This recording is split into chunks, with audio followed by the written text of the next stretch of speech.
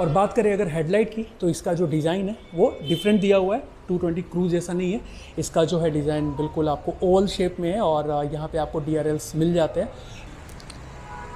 No idea Bajaj जब इन सब को देता है तो RPM मीटर क्यों नहीं देता है, उतनी कंजूसी किस लिए है। नो डाउट कि वो चीज़ होनी चाहिए थी, RPM का सेटअप। इसके भी स्टैंड में आपको सेंसर है और जो साइड स्टैंड है इस पर सेंसर लगा हुआ है। Hello friends, welcome back on this cruise और आई होप आप लोग बहुत बढ़िया कर रहे होंगे। और सामने जो आपको बाइक दिख रही है ये है, बताने की ज़रूरत तो नहीं है, ये है एवेंजर 160 स्ट्रीट। एवेंजर 160 स्ट्रीट है ये, और ये है टोटली ऑल न्यू 2022 मॉडल। हालांकि अब 2022 तो जा रहा है, लेकिन फ़िलहाल हम डिस्कस जो करेंगे इसी बाइक के ऊपर करेंगे। 2022 मॉडल बजाज एवेंजर 160। रीज़न कि काफ़ी सारे क्वेश्चंस होते हैं कि अगर क्रूज़ नहीं लेना है तो क्या 160 सही होगा, और किसी की हाइट अगर कम है तो क्या कंसिडर कर सकता है, क्योंकि शायद जिनकी हाइट कम है वो सूटेबल हो इस बाइक को राइड करने के लिए। और जो भी अपना एक कई लोगों का होता है लॉन्ग राइड्स के लिए, तो क्या ये बाइक कंसीडर कर सकते हैं। तो इन तमाम सवालों का जवाब जो है आज ढूंढने की कोशिश करेंगे। किस में? तो एवेंजर 160 स्ट्रीट में। और देखेंगे कि कितना ज़्यादा ये वैल्यू फॉर मनी होता है आपके लिए, और अगर आप इसको बाई करते हैं तो वन बाई वन हम इसकी डिटेल देखते हैं और देखते हैं कि क्या 2022 में कुछ ने कुछ ऐड किया है या सेम मॉडल है जो कि लास्ट ईयर था, और क्या 2023 में भी यही मॉडल होगा। तो one by one detail review करते हैं।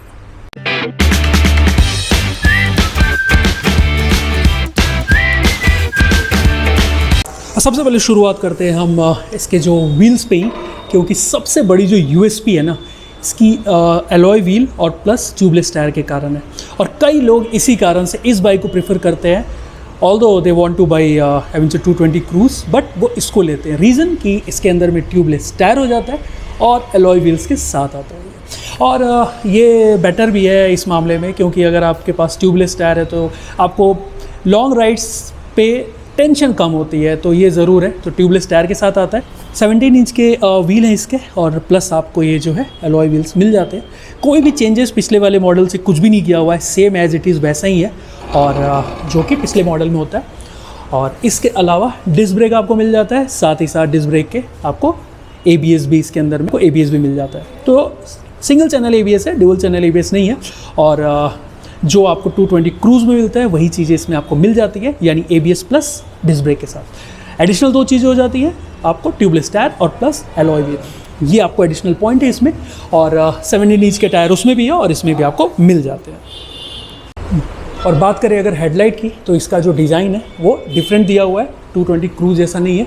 इसका जो है डिज़ाइन बिल्कुल आपको ओवल शेप में है, और यहाँ पे आपको DRLs मिल जाते हैं, जो रनिंग DRLs है वो आपको मिल जाते हैं। और साथ ही साथ ये इंडिकेटर्स, इस पूरे का पूरा जो सेटअप है इसमें कहीं भी कोई चेंजेस नहीं किया गया है। और अगर आप सोचेंगे 2022 में कुछ एडिशनल चेंजेस है, तो नथिंग, कुछ भी ऐसा चेंज नहीं है। और अब आ जाते हैं तो पेट्रोल टैंक तो बहुत ही फ्लैट, जैसा कि क्रूज़ का होता है उस टाइप से बहुत ही फ्लैट है बिल्कुल ये भी। और नाइसली अच्छा सेटअप है ये। और ये फ़िलहाल जो कलर है ब्लैक है, एवेंजर की बैजिंग यहाँ पे दी हुई है। और ये आपको स्टिकर नहीं है, तो यहाँ पे मेटल के साथ में एवेंजर है। तो ये भी आपको पिछले मॉडल से कहीं भी चेंज नहीं है, सेम पिछले मॉडल में भी यही था और अभी भी यही। और अब बात कर लेते हैं कि 160 सीसी में आपको कितना पावर मिल जाता है। तो इसके अंदर में आपको 14.79 bhp की पावर आपको जनरेट होती है, जो कि टॉर्क देता है आपको 13.7 Nm का। तो 14.79 bhp की पावर जो है कम नहीं है 160 सीसी बाइक के लिए। ये आपको एक अच्छा एक ऑप्शन है अगर आप 160 की बाइक लेते हैं, 160 सीसी की, कि आपको एक अच्छा खासा पावर मिल जाए। और ख़ासकर इस जो है टूरिंग सेगमेंट में, यानी कि आप इस बाइक के साथ में टूर भी कर सकते हैं और डेली कम्यूट के लिए भी ये बाइक आपको बेहतरीन है। 2022 मॉडल में जो पिछला जो मैंने कवर किया था जब एवेंजर 160 को लास्ट ईयर किया था, उसमें और इसमें अभी आपको बहुत ही कुछ भी ऐसा चेंजेस मेजर नहीं देखने को मिला है। गियर जो है 5 गियर्स हैं इसमें, और सेटअप बिल्कुल 160 का जो है बिल्कुल 220 क्रूज़ की तरह यहाँ पे गियर शिफ्टिंग का सेटअप भी है। और इंजन में अब ज़रूर बदलाव आपको हो जाते हैं, जो मैंने आपको बता दिया। टैंक इसका भी 13 लीटर का आपको मिल जाता है। और 13 लीटर का टैंक है और माइलेज ये आपको दे देती है उससे ज़्यादा, यानी आपको 45 प्लस का माइलेज जो है कंपनी क्लेम करती है, तो 45 प्लस का माइलेज आपको मिल जाता है। अब देखते हैं कि इसके अंदर में टैंक के ऊपर यहाँ पर क्या सेटअप है। तो यहाँ पे जो है सिर्फ और सिर्फ आपको फ्यूल का मिल जाता है आपको, और ये आपको एनालॉग है, डिजिटल नहीं है। और तो ये भरोसे वाली बात है कि हमेशा एवेंजर क्रूज़ का डिजिटल ज़रूर है, लेकिन वो आप उस पर बिलीव नहीं कर सकते हो। तो यहाँ पे ये एनालॉग मिल जाता है। यहाँ पे भी कोई पूरा का पूरा कोई ऐसा चेंजेस नहीं किया गया है। मैं आपको दिखाऊं तो बहुत ही साधारण, अगर आप इस प्राइस सेगमेंट में, इस कैटेगरी में दूसरी बाइक्स पे जाते हो तो आपको ये जो सेटअप है ना, ये सेटअप आपको बहुत ही डिफरेंटली मिल जाता है। रीज़न की काफ़ी सारी चीज़ें आपको मिल जाती है। ब्लूटूथ कनेक्टिविटी मिल जाती है, प्लस इसके साथ आपको जो है डिजिटली मैक्सिमम चीज़ें मिल जाती हैं। गियर शिफ्ट इंडिकेटर्स पता लग जाता है, गियर शिफ्ट इंडिकेटर्स मिल जाता है। और इसके अलावा कितना माइलेज दे रही है पर किलोमीटर में वो भी इन्फॉर्मेशन आपको मिल जाती है। इवन आपको डिस्टेंस टू एम्प्टी का भी इन्फॉर्मेशन मिल जाता है। यहाँ पर ये चीज़ें अभी जो है बजाज को इस पर फोकस करना पड़ेगा, जो कि यहाँ पे अभी मिस आउट है। हालांकि सेटअप की बात करें तो पुराने वाले की तरह ही सेटअप है। और साथ ही साथ मैं आपको बता दूं कि इसी जगह पे आपको न्यूट्रल और इंजन हजार्ड्स का, यानी कोई अगर प्रॉब्लम है तो वो भी यहीं पर आपको दिख जाता है। साथ ही साथ अगर आप इंडिकेटर्स का करते हैं तो यहाँ पे जब इंडिकेटर्स की लाइट ऑन करते हैं तो यहाँ पे आपको ये जलता हुआ दिख जाएगा। और दोनों साइड के लिए आप इधर करो, लेफ़्ट करो, राइट करो, एक ही आपको ये इंडिकेट करता है।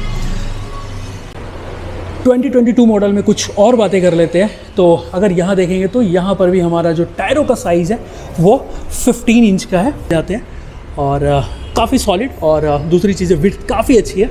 तो ये आपको राइड के लिए, हाईवे राइड पर भी आपको एक अच्छा सा ग्रिपिंग देंगे, इसमें कोई डाउट नहीं है। बैकलाइट में यहाँ पर जो सेटअप चला रहा है उसमें कोई भी चेंज नहीं किया गया है। इसके साथ साथ जो सीटों की और जो सीट है उसमें भी कहीं कोई चेंज नहीं है, सेम वैसे ही है।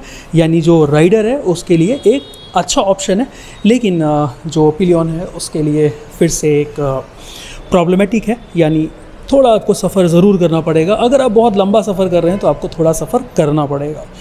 और शॉर्ट्स राइड के लिए कोई प्रॉब्लम नहीं है। हालांकि इस बाइक को जो एक कैटेगरी जो अगर बात करें तो ये आपको एक कम्यूटर कैटेगरी में आती है, और स्ट्रीट का मतलब ही हो गया कि आप जो है शहर में इधर उधर गलियों में घूम सके, जा सके, तो उस कैटेगरी में ये बाइक फॉल करती है। और बात करें अगर तो पीछे में यहाँ पर भी आपको कोई डिस्क ब्रेक नहीं है, ये RLP ही दिया हुआ है जो कि एवेंजर क्रूज़ में आता है। सेम RLP यहीं पे दिया हुआ है। और इसके अलावा व्हील मैंने आपको बता दिया, यहाँ पे क्रोम फिनिश नहीं मिलेगा आपको, ये पेंटेड है। और ये BS6 सेटअप के साथ है। हालांकि मैक्सिमम जो भी बाइक्स आती हैं BS6 के ही साथ आती हैं, FI इंजन के साथ में है ये। और इसके अलावा कीज़ की बात करें तो कोई भी डिफरेंस अगर देखें तो कुछ भी नहीं है, सेम कीज़ है एवेंजर 220 क्रूज़ की तरह। तो यहाँ पर हो गया कीज़ की बात हो गई। इंजन का मैंने आपको बता दिया कि कितना पंची है और कितना जो है ये टॉर्क जनरेट करता है। इसके साथ साथ अगर देखें तो यहाँ पर यस, अगर आप बात करें तो यार जब आप 220 लेते हो तो 220 में आपको ये पूरा का पूरा क्रोम फिनिश मिलता है। यहाँ पे ऑल ब्लैक फिनिश के साथ ये बाइक आती है, तो इसलिए जो यहाँ पर जो लुकिंग मिरर है ये आपको क्रोम में नहीं है, ये भी ब्लैक फिनिश के साथ ही दिया हुआ है। और यहाँ पर अगर आप देखोगे शॉकर टेलीस्कोपिक होने के साथ ये पूरा का पूरा रबर कवर किया हुआ है। ये चीज़ आपको एवेंजर क्रूज़ में नहीं मिलती है, रबर कवर किया हुआ। हालांकि वहाँ भी उनको देना चाहिए, लेकिन कुछ सेटअप का समझ में नहीं आता है कि एक जगह ये देते हैं, एक जगह नहीं देते। और टेलीस्कोपिक है तो ये अगर दे देंगे तो देखो आप इसमें और इसमें कितना फ़र्क हो जाता है। तो काफ़ी ज़्यादा फ़र्क हो जाता है दोनों में, तो ये ज़रूर उनको उसमें भी देना चाहिए। इसके अलावा ऐसा कुछ और 2022 के मॉडल में कुछ भी न्यू एडिशनल चीज़ें नहीं दी गई हैं। हैंडल लॉक इसका भी यहीं पे है। तो अब देखते हैं कि क्या चीज़ें नेक्स्ट इनको करना चाहिए। अगर ये 2023 में लॉन्च करते हैं तो इनको जो बेसिक जो फोकस करना चाहिए वो यहाँ पे MID ये जो पूरा का पूरा सेटअप है इस पर करना चाहिए। और साथ ही साथ यहाँ पर एक विंडशील्ड ज़रूर देना चाहिए, क्योंकि ये जो है अगर आप खुद ही देखोगे तो एक कटा हुआ लगता है जैसे कि बिल्कुल यहाँ से नेगेड है। तो यहाँ पे एक विंडशील्ड देना चाहिए अगर इस बाइक को भी, क्योंकि काफ़ी लोग इस बाइक को भी कंसिडर करते हैं। तो इसके लिए जो मेरा सजेशन है विंडशील्ड यहाँ पे होना चाहिए, और इस सेटअप को इनको चेंज ज़रूर करना चाहिए। अगर इतना ये चेंज कर देते हैं तो ये बाइक बिल्कुल जो भी लोग क्रूजिंग करना चाहते हैं और जो भी लोग चाहते हैं कि यार सिटी राइड भी करें, उनके लिए ये एक बहुत ही बढ़िया ऑप्शन है। क्योंकि कॉम्पिटिटर ऑलमोस्ट कोई नहीं है। अगर आप देखोगे तो सुजुकी की अगर आप बात करोगे, इंट्रूडर की, है ज़रूर, लेकिन उसका एक डिज़ाइन जो है बहुत ही बल्की और बॉक्सी दूसरे डिज़ाइन टाइप से है, इसलिए वो इसका कॉम्पिटिटर नहीं हो सकता। और ये बाइक अपने सेगमेंट में अगर इन सब चीज़ों पे ध्यान दे तो बहुत बढ़िया हो सकती है। अब बात कर लेते हैं कि यार किस हाइट के लोग जो हैं इस पर राइड करें तो उनको प्रॉब्लम नहीं होगी। और इसके लिए एक बार मैं बाइक को उतारता हूँ, स्टैंड से गिराता हूँ और उसके बाद देखते हैं कि कितना पैर मेरा पहुँचता है 5.9 में। उसके अकॉर्डिंगली आप जो है अंदाज़ लगा सकते हैं कि कितना कंफर्टेबल राइड होगा आपके लिए अगर इस बाइक को लेते हैं तो। स्टैंड से मैंने नीचे उतार दिया बाइक को और वेट इसका 155 प्लस है, 155 kg प्लस है। और फिर भी आप देखो कि बहुत ईज़िली इसको मैंने जो है एक हाथ से हैंडल इसको ऐसे किया हुआ है और फिर भी ये बहुत ज़्यादा हैवी नहीं लग रहा है। और इसकी मूवमेंट अगर आप देखो तो एक हाथ से ऐसे हो जा रही है। और बैठ के देखता हूँ, काफ़ी ज़्यादा स्पेस आपको मिल जाता है। पूरा फ्लैट पैर होने के बाद भी घुटने जो है 5.9 पे भी आगे हो रहे हैं। इट मीन्स कि ये काफ़ी ज़्यादा जो है, अगर आपकी छोटी हाइट भी है तो आप बहुत आराम से इसको राइड कर सकते हैं। और राइडिंग पोजीशन आपको इस तरह से आपकी बनेगी। लेकिन पैरों की जो बात अगर करें तो काफ़ी ज़्यादा फ्लैट हो जा रहे हैं 5.9 में, तो हाइट इसकी काफ़ी नीचे होने वाली है। हाथों की पोजीशनिंग आपकी ऐसी रहने वाली है और राइडिंग के लिए कंफर्टेबल बहुत ही ज़्यादा, अगर आप देखो तो राइडिंग के लिए जो इसका सेटअप है काफ़ी ज़्यादा कंफर्टेबल है। तो जो लोग भी कंसिडर करते हैं अपने daily day to day ride के लिए और ऑफिस कम्यूट करने के लिए, और जिनको ये भी है कि बाइक जो है इसी टाइप की चाहिए, यानी इसी सेटअप के साथ चाहिए और जो कि क्रूजिंग सेगमेंट में हो लेकिन स्ट्रीट फाइटर टाइप से हो, यानी कि गलियों में भी दौड़ सके और भाग सके बिना किसी परेशानी के। और दूसरी चीज़ है कि इसका टर्निंग रेडियस भी ज़्यादा नहीं है, वेट भी ज़्यादा नहीं है, 155 प्लस kg वेट है, यानी 156 kg इसका टोटल वेट है। प्लस इसमें हाइट जो है इसकी लो काफ़ी ज़्यादा इतनी है कि जैसे मैंने आपको बैठ के दिखाया, तो आप कंसीडर इसको कर सकते हो बाइक को सिटी राइड के लिए और साथ ही साथ हाईवे क्रूजिंग के लिए भी आप कर सकते हो। हाँ, वो पंची आपको नहीं मिलेगा, लेकिन यस 160 सीसी में इसका अगर BHP जैसे 14.79 BHP है, that is enough for your ride, तो आप इसको कंसीडर कर सकते हो। और एक बार इसका जो एग्जॉस्ट नोट भी सुनते हैं कि कैसा इसका एग्जॉस्ट नोट है, वो भी एक बार सुनते हैं। ये स्टार्ट हो गया।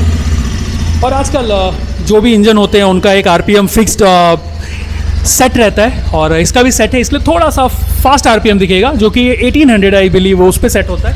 और ये देखो इसका एग्जॉस्ट नोट ये हो गया और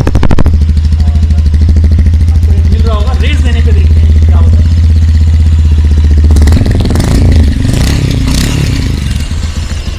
तो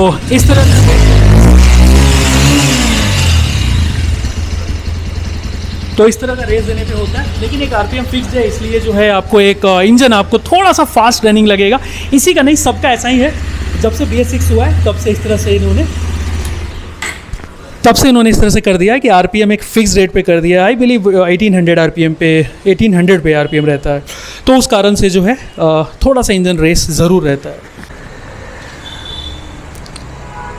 नो आइडिया बजाज जब इन सब को देता है तो RPM मीटर क्यों नहीं देता है, उतनी कंजूसी किस लिए है। नो डाउट कि वो चीज़ होनी चाहिए थी RPM का सेटअप, और वो इन्होंने नहीं दिया है, लेकिन वो ज़रूर इनको करना चाहिए। इसके भी स्टैंड में आपको सेंसर है और जो साइड स्टैंड है इस पर सेंसर लगा हुआ है, तो बट ऑब्वियस आपका ये जब स्टैंड नीचे होगा तो बाइक स्टार्ट नहीं होगी। और इसमें भी उसी टाइप से नट का सेटअप किया हुआ है। तो सेम जो चीज़ें एवेंजर 220 क्रूज में है, सेम आपको चीज़ जो है पूरा का पूरा सेटअप आपको 160 में भी मिल जाता है और यहाँ पे किया गया है। ऑल ब्लैक फिनिश में, कहीं भी इसमें जो है आपको क्रोम फिनिश नहीं दिखाई देगा। और ओवरऑल जो है ये बाइक आपको तभी कंसिडर करनी चाहिए जब आपको हो कि यार क्रूजिंग की सेगमेंट की बाइक हो लेकिन चलाना आपको सिटी राइड में है, तो इस बाइक को आप ज़रूर कंसिडर कर सकते हैं। और 2022 मॉडल में खास कुछ भी चेंज नहीं हुआ है, खास क्या कुछ भी चेंज नहीं हुआ है, सेम ओल्ड है। और मेरी कोशिश होगी कि एवेंजर और 220 और प्लस 160 दोनों को एक साथ ला के नेक टू नेक कंपैरिजन किया जाए और फिर देखा जाए कि क्या दोनों में अलग अलग खासियत है, तो वो भी ज़रूर करके देखेंगे। लेकिन फ़िलहाल आपके सामने जो है ये है 160 स्ट्रीट, और ये उन लोगों के लिए वीडियो है जो लोग चाहते हैं 160 लेना और जिनको कुछ डाउट्स हैं। तो all doubts I think clear हो गए होंगे और आप अगर कंसीडर करना चाहें तो इस बाइक को ज़रूर कंसीडर कर सकते हैं। और अगर आप हैदराबाद से हैं और अगर आपको बाइक लेनी है तो आप कांटेक्ट कर सकते हैं, डिटेल्स मैं आपको डिस्क्रिप्शन में दे दूंगा। और ये है सिद्धि विनायका बजाज बहादुरपुरा और इन फ्रंट ऑफ नेहरू जू जो है उसके सामने है। तो यहाँ पे आप कनेक्ट कर सकते हैं, कांटेक्ट कर सकते हैं और ये बाइक जो है इसके बारे में इन्फॉर्मेशन ले सकते हैं। यही नहीं, बजाज की और भी अगर बाइक्स मॉडल्स हैं तो आप ज़रूर जानकारी ले सकते हैं। बाकी एड्रेस जो है मैं आपको डिस्क्रिप्शन में दे दूँगा। फाइनली बात कर लेते हैं कि अब कितने में आती है ये। तो अगर प्राइस की बात करें तो ये बाइक जो है फ़िलहाल जो एक्स शोरूम प्राइस है इसका 1,10,000 अप्रॉक्स है और जो कि सिटी टू सिटी वेरिएंट्स होंगे अलग अलग।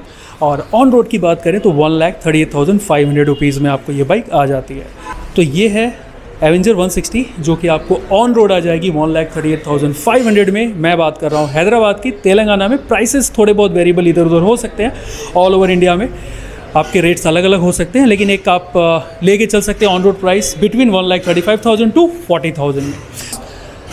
तो ये थी ऑल न्यू एवेंजर 160 स्ट्रीट और आई होप आपको ये वीडियो पसंद आई होगी तो लाइक ज़रूर करें, कमेंट करें, चैनल सब्सक्राइब नहीं किया तो ज़रूर करें। तब तक अपना ख्याल रखें, सुरक्षित रहें। जय हिंद।